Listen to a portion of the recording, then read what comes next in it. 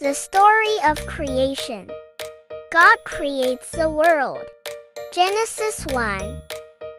In the beginning, before time even began, the world was empty, dark, and lifeless. There was no form, no beauty, just silence and void.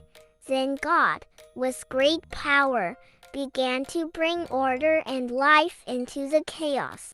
First, God spoke, and his words shattered the darkness. Let there be light. And immediately, light filled the space, breaking apart the dark. It was the beginning of day and night, the first sign of life in the emptiness. Next, God spoke again, commanding the oceans to recede, revealing dry land. The land lay quiet, vast, and still. But God wasn't done. He called for the earth to bring forth plants, lush trees, vibrant flowers, and green grasses. The land was no longer barren. It was clothed in beauty, and the first leaves and petals brightened the world. Then, in the skies above, God placed the sun to shine during the day, bringing warmth and light. He also created the moon to glow softly by night, casting a peaceful, gentle light, and to fill the heavens with wonder. He set the stars to twinkle in the deep, dark sky, each one shining with purpose and beauty. Yet, though the earth was filled with light and color, the sky and sea still seemed empty. So God made creatures to fill the oceans, from the smallest fish to the mighty whales, swimming and playing through the waters.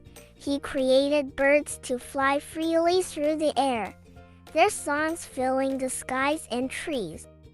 But still, the land was empty, so God made animals, small, furry creatures, and large, powerful beasts, each one unique and full of life. The forests, fields, and plains came alive with the animals he had created, each one filling its place in the world. God gave a special command to all the creatures: be fruitful and multiply, fill the earth, and enjoy it.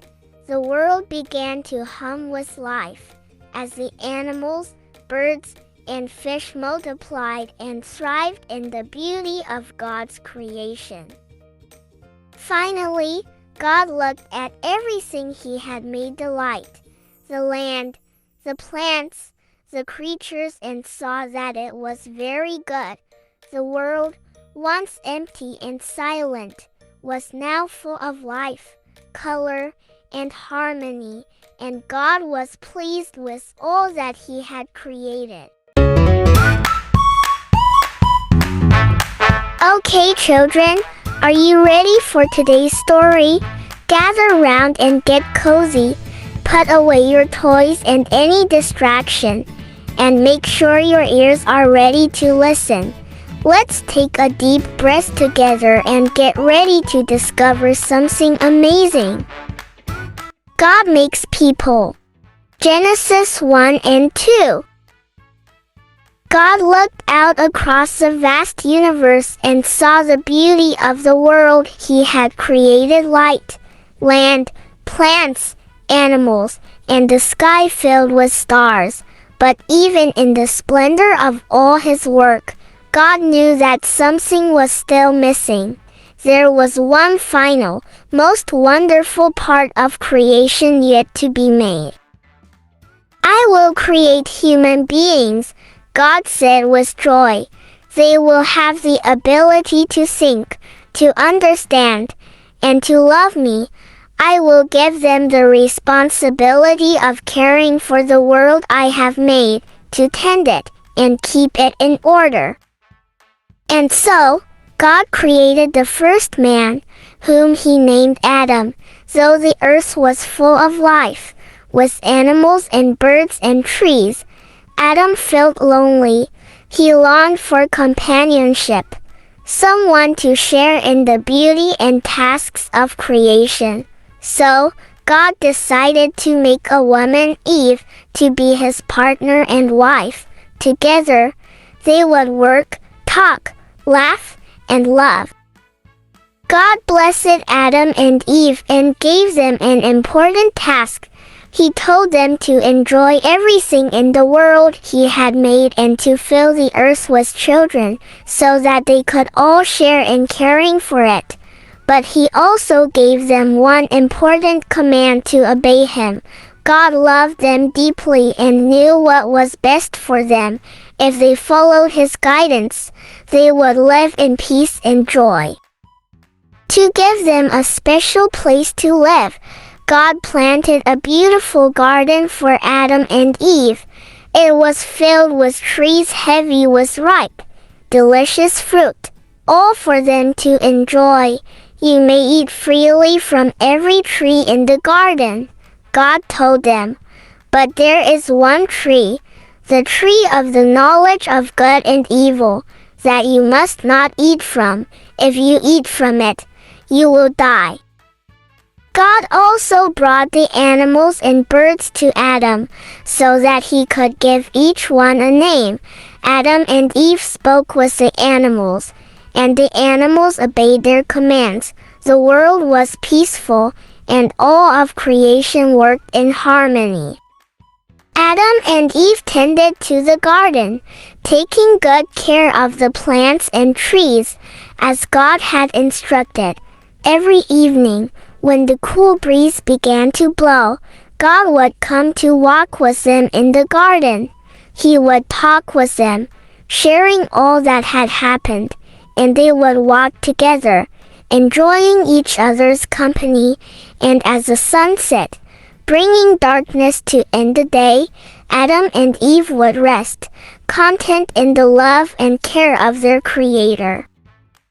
It was a perfect world, one of peace, joy, and closeness with God.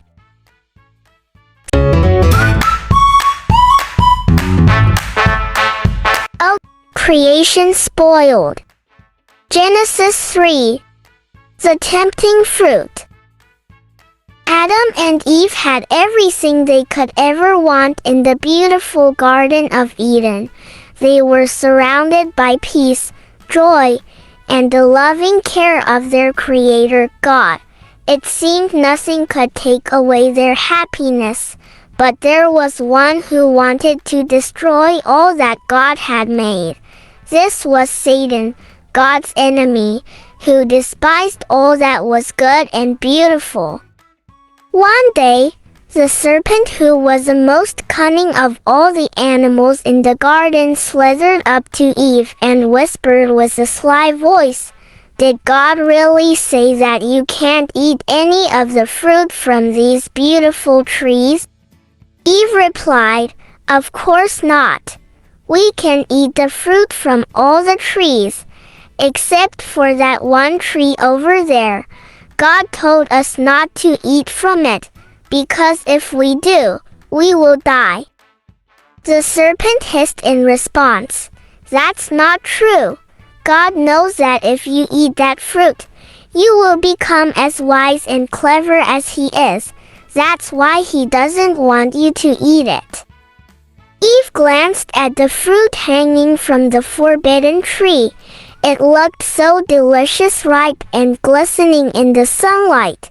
She thought about how wonderful it would taste, and how amazing it would be to become as wise as the serpent had promised. Temptation took hold of her heart, and without a second thought, she picked the fruit and took a bite.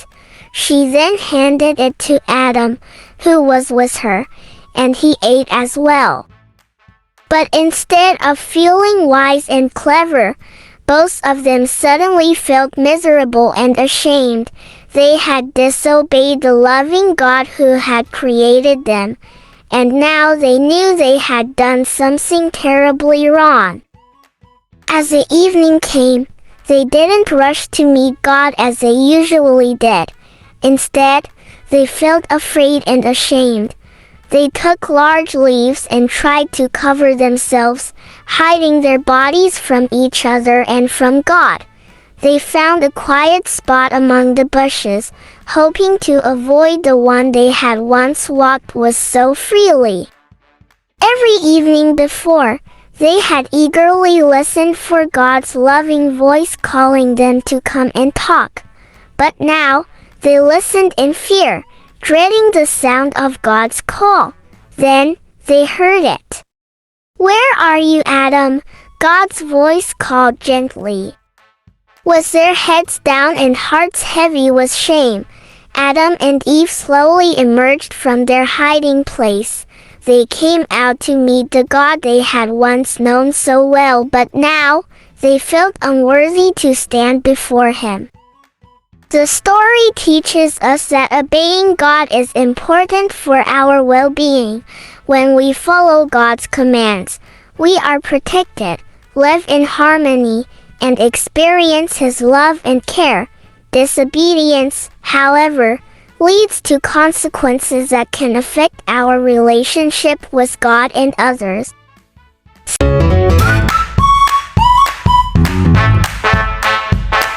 Okay, children, are you ready for today's story?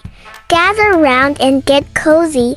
Put away your toys and any distraction, and make sure your ears are ready to listen. Let's take a deep breath together and get ready to discover something amazing. Paradise Lost. Genesis 3. Adam and Eve stepped out slowly, their hearts heavy, to meet God.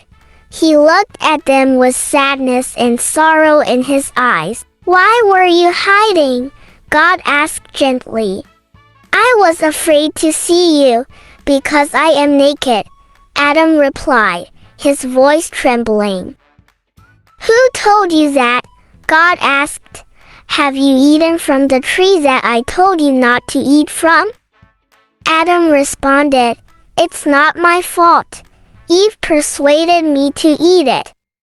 Eve, when asked, said, "It's not my fault either. The snake tricked me into eating it." God listened to each of them and spoke to them one by one, explaining the consequences of their actions. "By disobeying me, you have spoiled the beautiful world I made for you," God said. "Now, weeds and thorns will grow among the crops and flowers.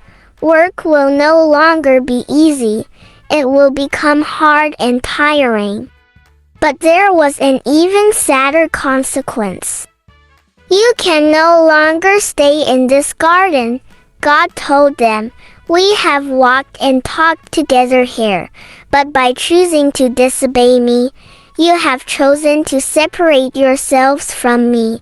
Now you must leave this garden and make your way in the world, and when your life ends, you will die."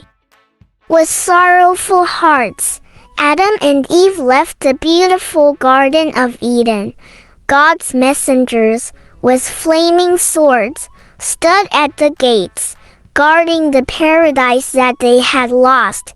It seemed like it was lost forever.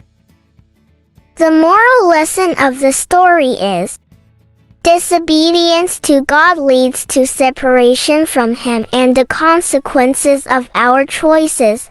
Adam and Eve's decision to disobey God and give in to temptation brought sorrow, hardship, and the loss of the perfect life they once had. This story teaches that when we choose to go against God's will, we not only face difficulties but also experience a distance from the relationship and peace we could have with Him. It also emphasizes that our choices have consequences, sometimes affecting not only ourselves but the world around us. The story serves as a reminder to trust God's guidance and to live in harmony with His plans for us, which bring life, peace, and fulfillment.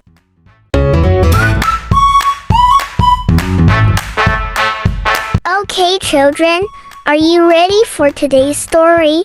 Gather round and get cozy.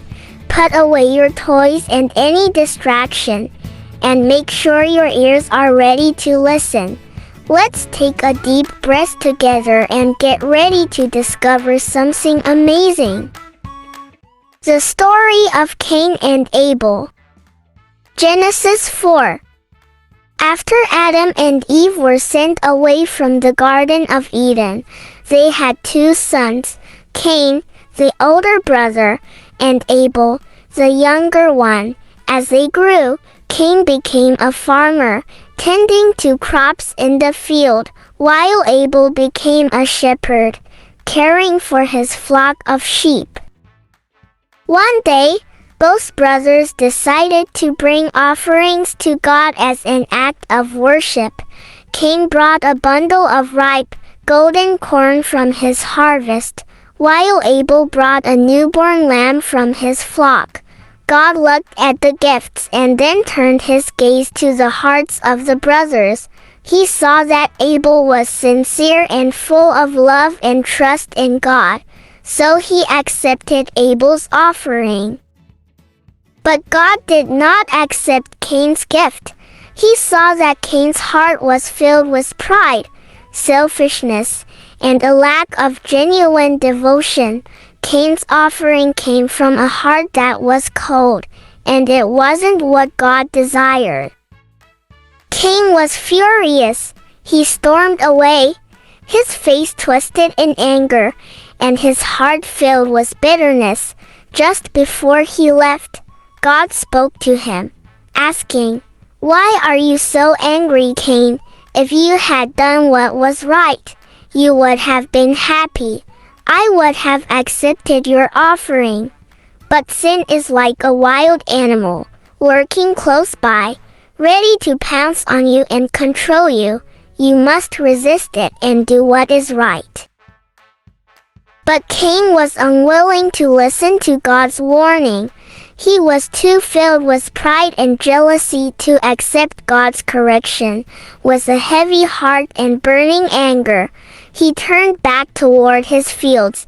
His resentment toward his brother Abel grew because Abel was good and because God had accepted his offering.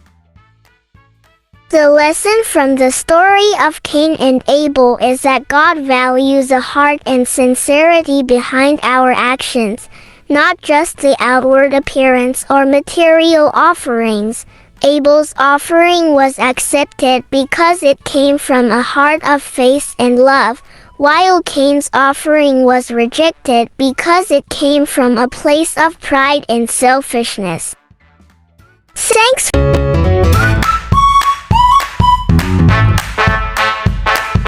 Okay, children, are you ready for today's story?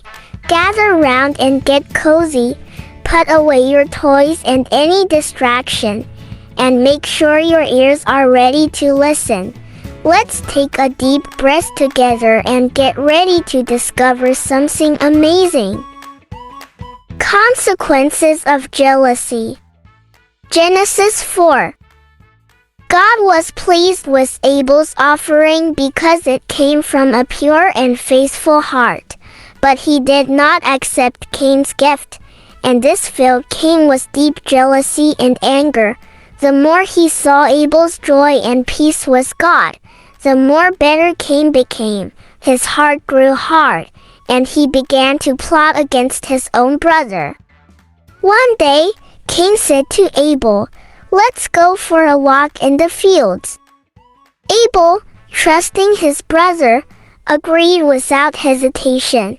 He likely thought Cain wanted to make peace, but as they walked through the quiet, open land, Cain's anger continued to boil, and in a sudden burst of rage, Cain struck down his brother and killed him.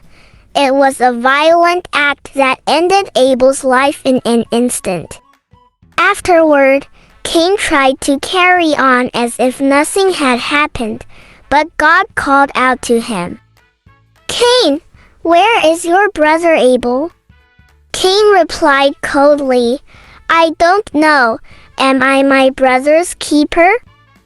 God, with sadness, said, "What have you done? Your brother's blood cries out to me from the ground." God saw the truth, not just the act, but the hatred and jealousy that had lived in Cain's heart. Because of his sin, God gave Cain a punishment. From now on, the ground will not produce good crops for you. You will become a restless wanderer on the earth. Cain cried out in despair, "My punishment is more than I can bear. If anyone finds me, they'll kill me." But even in judgment, God showed mercy. "I will protect you," God said. "No one will harm you." And so Cain left the land he had known, his home, and his farm. Worst of all, he left the presence of God. Cain had been warned. He could have resisted the anger in his heart, but instead, he chose to act in hatred. He let pride and jealousy drive him to destroy someone who had done him no harm.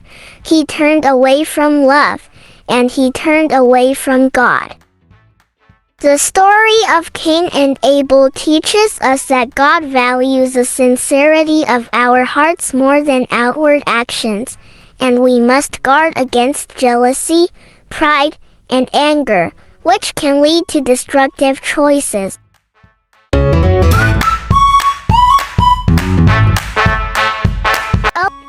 The story of Noah. Genesis 6. Noah begins to build. After Cain's terrible act against his brother Abel, the world grew darker.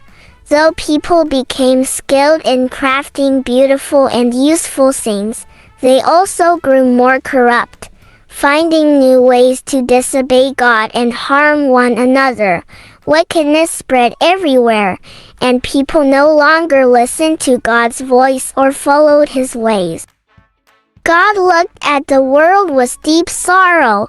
He saw that humanity had filled his beautiful creation with violence, selfishness, and sin. Nothing seemed to turn their hearts back to him.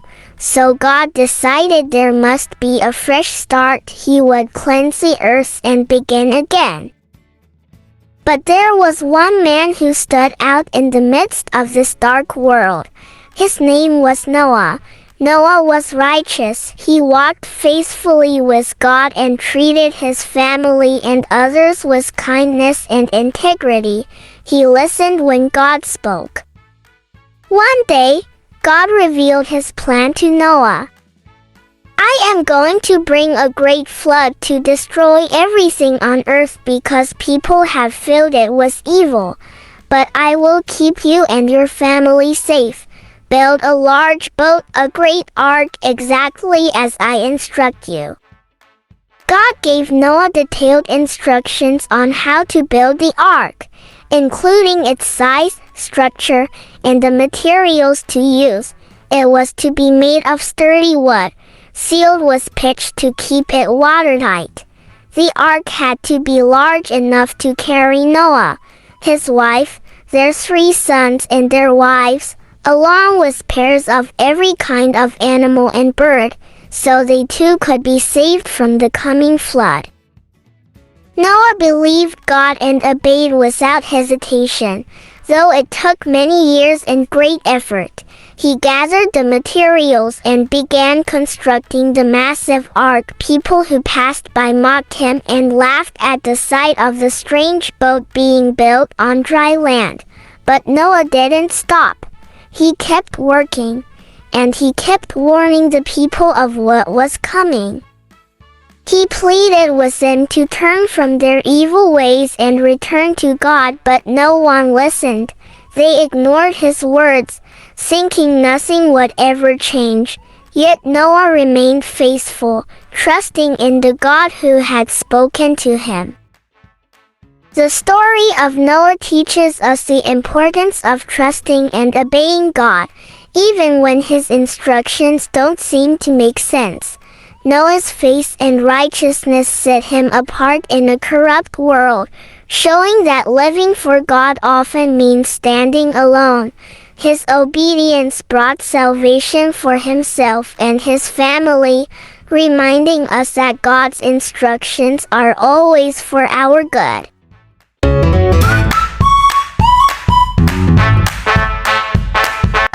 The Great Flood.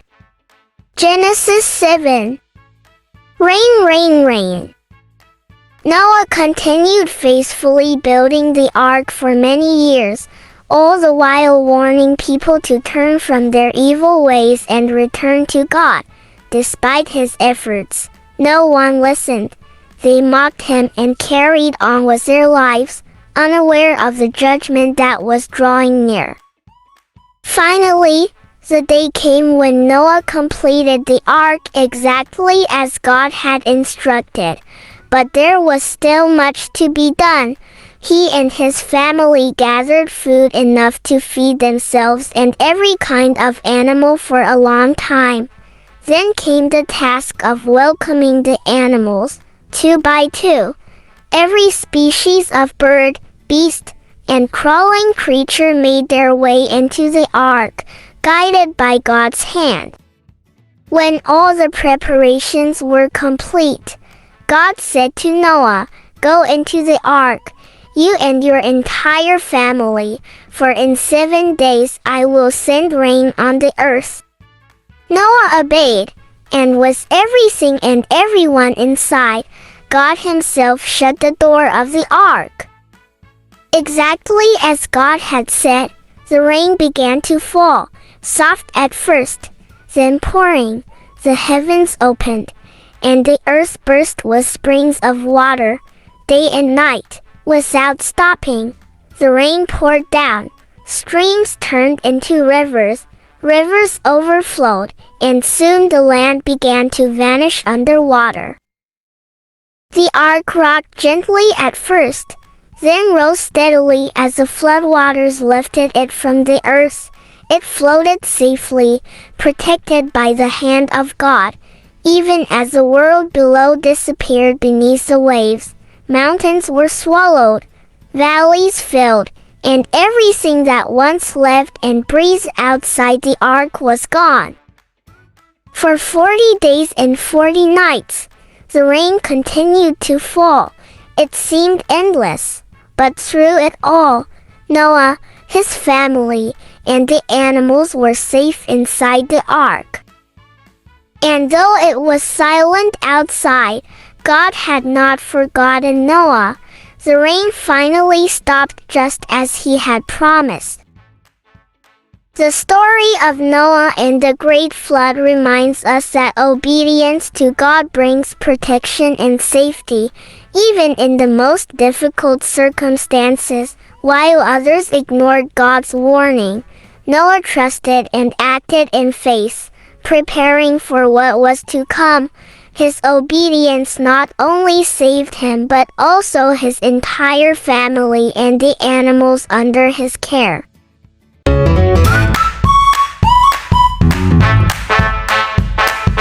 Okay, children, are you ready for today's story? Gather round and get cozy. Put away your toys and any distraction, and make sure your ears are ready to listen. Let's take a deep breath together and get ready to discover something amazing. A new beginning. Genesis 8. At last, the endless rain stopped, and Noah could hear the sound of a strong wind rushing around the ark. It was a welcome sound. It meant God was beginning to dry the earth. Slowly, the floodwaters began to sink. After many days of drifting across an endless sea, the ark finally came to rest on the rugged mountains of Ararat. Though the boat was still, Noah and his family waited patiently. The world outside was not yet ready. 6 more weeks passed, and Noah released a raven to search for dry land. The raven flew back and forth, never really settling, waiting for the land to reappear. Then Noah sent out a dove, but she soon returned. There was still no place for her to rest. Noah took her in, gently and patiently. A week later, He tried again, and this time the dove came back with something in her beak, an olive leaf. It was a small but powerful sign. Life had begun to return to the earth. Overjoyed but still patient, Noah waited another week and released the dove a third time. This time, she did not return. The land was ready. Noah removed the covering of the ark, and sunlight poured in warm and bright after so many days in the darkness. Then, at last, God spoke to Noah. "Come out of the ark, you and your family, and all the animals with you. The flood is over." It was a new beginning, a fresh start for the world, and a renewed chance for mankind to live in obedience to God.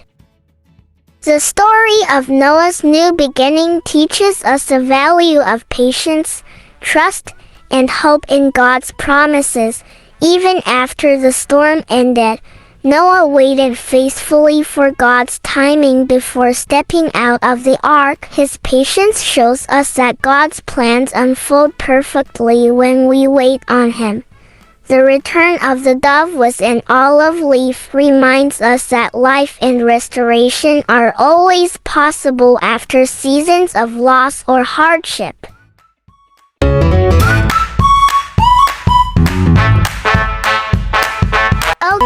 Rainbow in the sky. Genesis 9.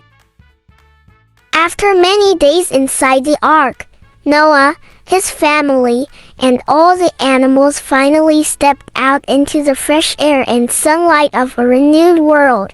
The animals leapt and played with joy, and the birds soared freely into the blue sky.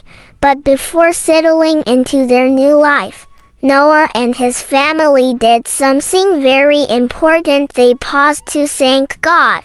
They built an altar from stones and offered a sacrifice, showing their deep gratitude for God's protection and faithfulness during the flood. God was pleased with Noah's offering, and He blessed Noah and his sons Shem, Ham, and Japheth. He told them, "Be fruitful and multiply, fill the earth and care for it, along with every living creature I have placed in your hands." Then, God made a powerful promise. "Never again will I send a flood to destroy all life on earth. From now on, there will always be day and night, summer and winter, planting and harvest. Life will continue." To seal this promise, God gave a beautiful and everlasting sign, the rainbow. He said, "Whenever you see a rainbow in the sky, remember this covenant between me and every living creature on earth. It is a sign that I will always keep my word." Even though Noah and his family sometimes felt afraid when dark clouds gathered and rain began to fall, they would look up and see the rainbow shining through. It reminded them that they were safe, and that God's promises could always be trusted. The story of the rainbow reminds us of God's faithfulness and His unchanging promises. After the storm, God not only gave Noah and his family a new beginning, but also a covenant of peace for all generations. It teaches us to trust that no matter how dark life may get, God always brings light, and His promises never fail. Every rainbow is a reminder that we are not forgotten. God is with us and will keep His word. Thanks for listening, and don't forget to share your lessons with your friends. I will see you next time for another fantastic story.